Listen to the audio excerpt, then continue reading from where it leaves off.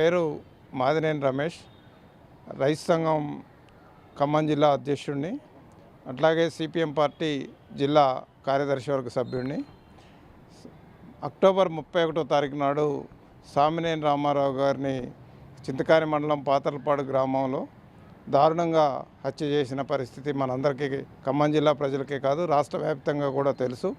Comrade Samineni Ramarao గారు ఉమ్మడి రాష్ట్రంలోనే రాష్ట్ర కమిటీ సభ్యుడిగా, రైతు సంఘం రాష్ట్ర అధ్యక్షుడిగా, రాష్ట్ర ప్రధాన కార్యదర్శిగా కూడా బాధ్యతలు నిర్వహించిన పరిస్థితి ఉంది. సామినేని రామారావు గారితో నాకు కనీసం 40 సంవత్సరాలు రాజకీయ పరిచయం ఉన్నది. మాకు కుటుంబాలతో కూడా పరిచయం ఉంది. వాస్తవంగా ఆయన చాలా సౌమ్యుడు. ఆయన ఎంతో నిగర్వి, ఎవరితోటైనా చిన్నపిల్లలతోటైనా ఆప్యాయంగా మాట్లాడే మనస్తత్వం ఉన్న రామారావు గారు ఎవరికి హాని చేయనటువంటి వ్యక్తిని కాంగ్రెస్ ప్రోత్సాహంతో సుఫారీ గ్యాంగ్ తోటి సామినేని రామారావు గారిని హత్య చేయించడం అనేది జరిగింది.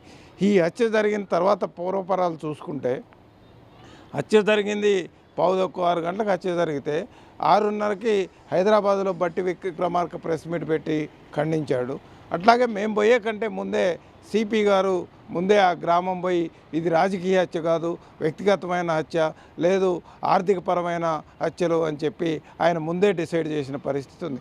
అంటే ఇది కావాలనే పైనుంచే కుట్రతోటి ఈ హత్య చేసిన పరిస్థితి ఉంది. అంటే మదర్ నియోజకవర్గంలో సామినేని రామారావు లాంటి వాళ్ళు లేకపోతే ఆ నియోజకవర్గాన్ని ఏకగ్రీవం చేసుకోవటానికి, ఇవాళ పంచాయతీలు ఏకగ్రీవం చేసుకోవటానికి ఇవాళ కావాలని చెప్పి బట్టి విక్రమార్క ఏదైతే ఉందో ఆయన నియోజకవర్గంలో ఏకగ్రీవం చేసుకోవడానికి ఇట్లాంటి భయభ్రాంతులను సృష్టిస్తున్న పరిస్థితి ఉంది. చింతకాని మండలంలో ఒక ప్రముఖమైన నాయకుడిగా ఉన్నాడు, రాష్ట్రంలోనే ఉన్నాడు.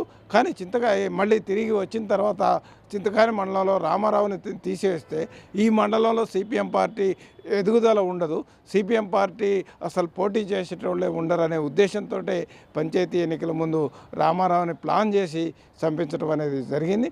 దీంట్లో ప్రధానమైన పాత్ర బట్టీతో పాటు బట్టి భార్య నందిని ఏదైతే ఉందో ఆమె కూడా ప్రధానమైన పాత్ర పోషించిన పరిస్థితి ఉంది.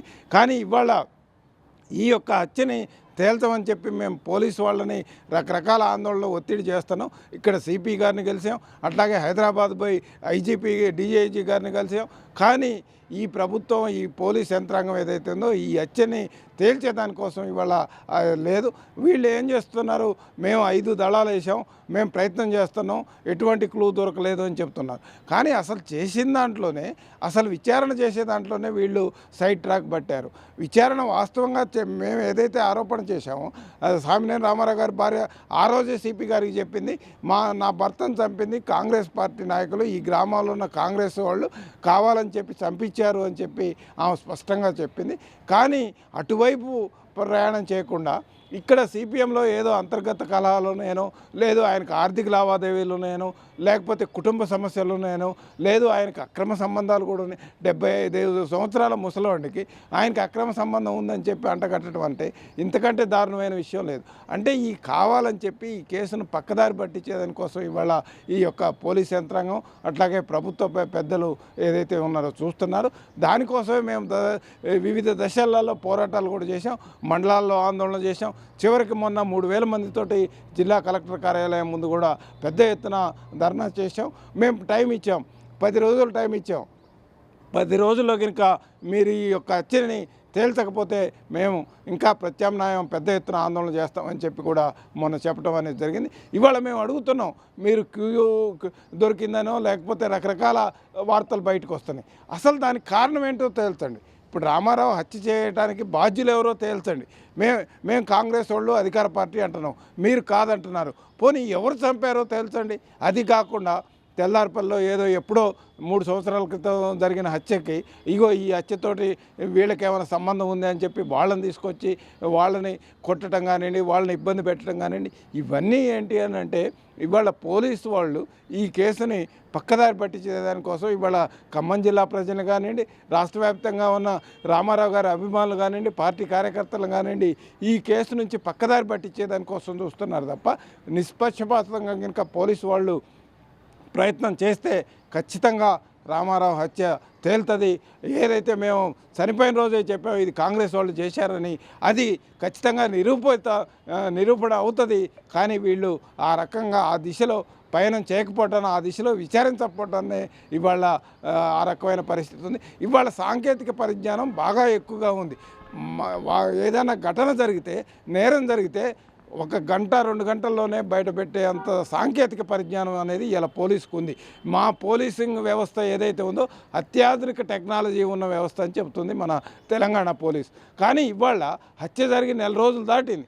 ఇవాళకి 1 నెల రోజులు అయిపోయింది. 1 నెల రోజులు అయిపోయినా ఇప్పటిదాకా బయటికి రాలేదంటే ఇది కావాలని చెప్పి ప్రభుత్వం కావాలని చెప్పి ఈ హత్యని కప్పిపెడుతున్న పరిస్థితి ఉంది.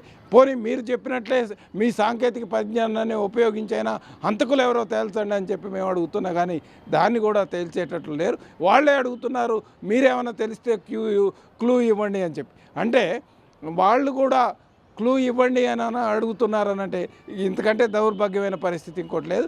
ఇవాళ అన్ని వనరులు అన్ని అవకాశాలు వాళ్ళకు ఉన్నాయి. ఇవాళ అందరి సెల్ ఫోన్లు వాళ్ళ దగ్గర ఉన్నాయి. రామారావుతో 6 నెలల క్రితం ఎవరు మాట్లాడారో కూడా వాళ్ళు ఫోన్ కాల్ డేటా తీసి అన్నీ మాట్లాడారు. 6 నెలల క్రితం మీరు ఎవరెవరికి ఏం మాట్లాడారు రామారావుతో అని అడుగుతున్నారు. ఆ సాక్షాత్తు నన్ను పిలిచి పోలీస్ స్టేషన్కి పిలిచి మీకు రామారావు గారు పరిచయం బాగుంది కాబట్టి రామారావు గారి మనస్తత్వం ఎట్లాంటిది, రామారావు గారికి ఉన్న ఇబ్బందులు ఏంటి అని చెప్పి. వాస్తవంగా సామినేని రామారావు గారికి ఎటువంటి ఇబ్బందులు లేవు, ఎటువంటి ఆర్థిక లావాదేవీలు లేవు. ఆయన అసలు ఇట్లాంటి వాటికి చాలా దూరం. ఏదైనా ప్లాట్ పంచాయతీకి కానివ్వండి, లేకపోతే ఇట్లా ఏదైనా వివాదం ఉందంటే వివాదానికి చాలా దూరంగా ఉంటాడు. ఏదైనా ఉంటే మీరే చేయండి రా అంటాడు తప్ప ఆయన ఎటువంటి వివాదాలకి పోని వ్యక్తి. అట్లాంటి వ్యక్తిని ఈ రకంగా అట్లా చంపిన తర్వాత ఆయన మీద రకరకాల అభాండాలు వేసి ఈ కేసును తేల్చకపోవటం అనేది కేవలం పోలీసుల చేతకానితనం, పోలీసుల వైఫల్యం అని చెప్పి ఈ సందర్భంగా తెలియజేస్తాను. కాబట్టి తక్షణమే పోలీస్ యంత్రాంగం ఏదైతే ఉందో అసలైన దోషుల్ని పట్టుకొని వాళ్ళని శిక్షించాలని చెప్పి మేము సిపిఎం పార్టీ వైపు నుంచి డిమాండ్ చేస్తాం. రామారావు గారు చనిపోయి 1 మంత్కి వస్తుంది. ఇంతవరకు దాని మీద ఏ విధమైన పోలీసులు చర్య తీసుకోలేదు. కేసు కూడా పక్కదావ బట్టి చేస్తున్నారు. కంప్లైంట్ ఇచ్చిన వాళ్ళ పేర్లు కూడా తీసుకోవట్లేదు. రామారావు గారు ఏందో ఆ ఊరు ప్రజలకు మొత్తం తెలుసు, ఈ జిల్లా వ్యాప్తంగా తెలుసు. 2 సార్లు ఇనానిమస్గా సర్పంచ్ అయ్యాడు. 3వసారి భార్యను కూడా లాస్ట్ టైం భార్యను కూడా గెలిపించాను అంతకుముందు. ఆ ఊరిలో ఆయనకి సర్పంచ్ నాటికి మనిషి లోయలో బజార్లు ఉన్నాయి, అవన్నీ డెవలప్ చేసుకొచ్చాడు. చాలా మంచి మనిషి. ఏ విధమైన తప్పుడు ఆరోపణలు కూడా చేస్తున్నారు. పోలీసు వ్యవస్థ పక్కదారి పట్టిస్తున్న కేసు మొత్తం. నేను కోరుకునేది ఏంటంటే పక్కదారి కాదు, ముందు కంప్లైంట్ చేసిన ఆ పేర్ల మీద విచారణ జరిపి దోషులు ఎవరో తేల్చగలరు. ఇది చాలా తారసమయం జరుగుతుంది లేటుగా పోలీసు వ్యవస్థ. మరి ఆ రోజు చనిపోయిన రోజు సిపి గారే పక్కదావా పెట్టి టైప్ చేస్తున్నాడు, మాట్లాడారు. ఈ కేసులు పెట్టినట్టు అదంటాం ఇదంటాం.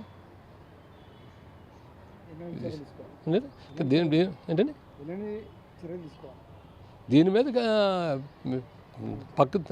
నాన్సుడు ధోరణం భావించి ముందు కంప్లైంట్ ఇచ్చిన పేర్ల మీద యాక్షన్ తీసుకోవాలి. ముందు తీసుకుంటేనే కేసుకు న్యాయం జరుగుతుంది. వాళ్ళని విచారించట్లేదు ఏమాత్రం. అసలు కాదు, వెనకమాల పెద్ద నాయకులు ఉండొచ్చు దీంట్లో. కుటుంబ సభ్యులు అనేది కూడా అదే న్యాయ విచారణ. అదే దీని మీద మేము ఇచ్చాం కంప్లైంట్స్. రామారావు గారు భార్య కంప్లైంట్ ఇచ్చింది. కంప్లైంట్ ఇచ్చేసి ఆ పేర్ల మీద ఏ నామినల్గా ఏదో మాట్లాడటం తప్ప ఏం లేదు దాని మీద. అసలు కేసే పక్క పూర్తిగా పక్క విచారణ జరుపుతున్నారు. వాళ్ళు దోషులను కఠినంగా శిక్షించబడినారు వాళ్ళ అబ్బాయి కనుక.